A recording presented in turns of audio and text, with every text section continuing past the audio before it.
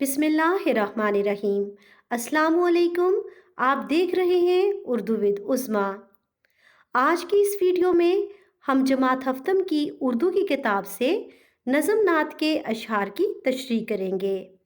تو آئیے ویڈیو کا آغاز کرتے ہیں۔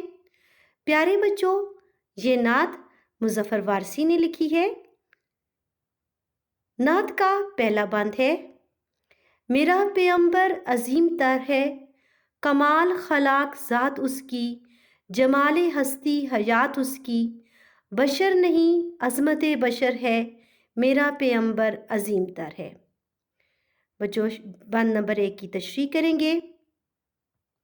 شاعر نظم کے پہلے بند میں کہتا ہے کہ آپ صلی اللہ علیہ وآلہ وسلم کائنات کی عظیم ہستی ہیں، آپ کا مقام تمام مخلوقات میں سب سے افضل ہے۔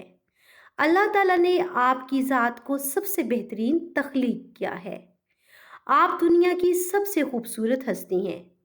دنیا کے سب انسانوں میں آپ کا مقام سب سے بلند اور اعلیٰ ہے۔ آپ کی ذات سب سے عظیم تر ہے۔ بند نمبر 2 ہے: شعور لایا کتاب لایا، وہ حشر تک کا نصاب لایا، دیا بھی کامل نظام اس نے، اور آپ بھی انقلاب لایا۔ بچوں، اس بند میں شاعر کہتا ہے کہ آپ صلی اللہ علیہ وآلہ وسلم کی آمد سے پہلے عرب کے لوگ جہالت کے اندھیروں میں ڈوبے ہوئے تھے۔ آپ صلی اللہ علیہ وآلہ وسلم نے لوگوں کو شعور دیا۔ آپ صلی اللہ علیہ وآلہ وسلم قرآن پاک لائے جو ہدایت کا سرچشمہ ہے۔ قرآن پاک میں زندگی گزارنے کے اصول بتائے گئے ہیں اور یہ اصول قیامت تک آنے والے لوگوں کی رہنمائی کریں گے۔ اسلام ایک کامل نظام حیات ہے۔ آپ دین اسلام کے ذریعے انقلاب لائے اور عربوں کی کایا پلٹ دی۔ ہے اسلام کامل نظام حیات، منور ہے اس سے روح کائنات۔ بند نمبر 3 ہے: وہ علم کی اور عمل کی حد بھی، ازل بھی اس کا ہے اور ابد بھی، وہ ہر زمانے کا رہبر ہے، میرا پیغمبر عظیم تر ہے۔ اس بند میں شاعر آپ صلی اللہ علیہ وآلہ وسلم کے علم اور عمل کا ذکر کرتے ہوئے کہتا ہے کہ آپ صلی اللہ علیہ وآلہ وسلم علم اور عمل کی مکمل حد ہیں۔ آپ اس دنیا کے سب سے زیادہ پڑھے لکھے انسان ہیں۔ کوئی بھی انسان، دنیا کا کوئی بھی انسان آپ کے علم کا مقابلہ نہیں کر سکتا۔ آپ کا عمل اور طریقہ دنیا کے سب انسانوں کے لیے بہترین نمونہ ہے۔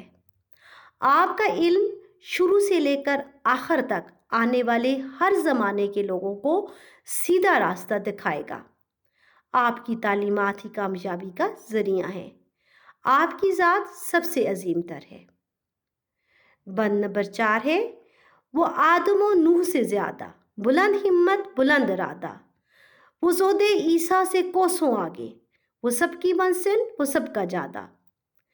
اس بند میں شاعر آپ صلی اللہ علیہ وآلہ وسلم کے بلند حوصلے اور ارادے کا ذکر کرتے ہوئے کہتا ہے کہ آپ صلی اللہ علیہ وآلہ وسلم کا حوصلہ اور ارادہ حضرت آدم اور حضرت نوح سے بھی زیادہ بلند تھا۔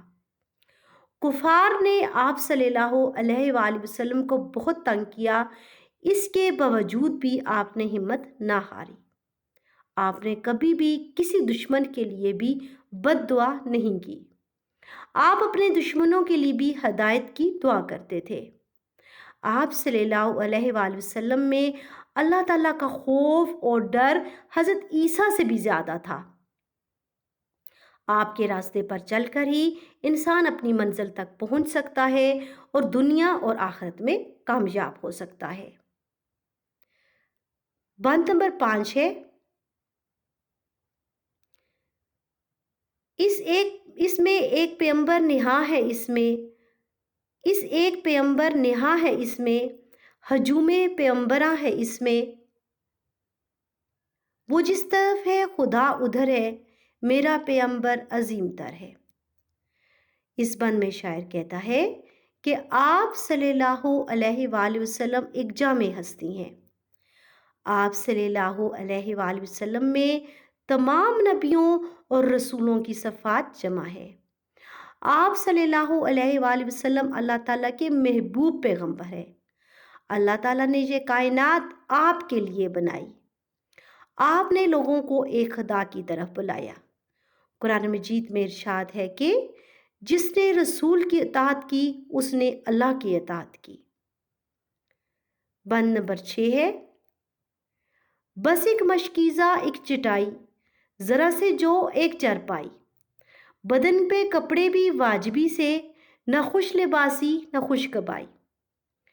اس بند میں شاعر آپ صلی اللہ علیہ وآلہ وسلم کی سادہ زندگی کا ذکر کرتے ہوئے کہتا ہے کہ آپ صلی اللہ علیہ وآلہ وسلم نہایت سادہ زندگی بسر کرتے تھے۔ آپ صلی اللہ علیہ وآلہ وسلم کے پاس ایک مشکیزہ، ایک چٹائی اور ایک چرپائی تھی۔ آپ جو کا آٹا استعمال کرتے تھے، آپ سادہ لباس پہنتے تھے، آپ کے کپڑوں پہ پیوند لگا ہوتا تھا۔ آپ صلی اللہ علیہ وآلہ وسلم قیمتی لباس پسند نہیں کرتے تھے۔ آپ صلی اللہ علیہ وآلہ وسلم نے اپنے لیے فقر اختیار کیا۔ بند نمبر 7 ہے، یہی ہے کل کائنات جس کی، گنی نہ جائیں صفات جس کی، وہی تو سلطان بحر و بر ہے، میرا پیغمبر عظیم تر ہے۔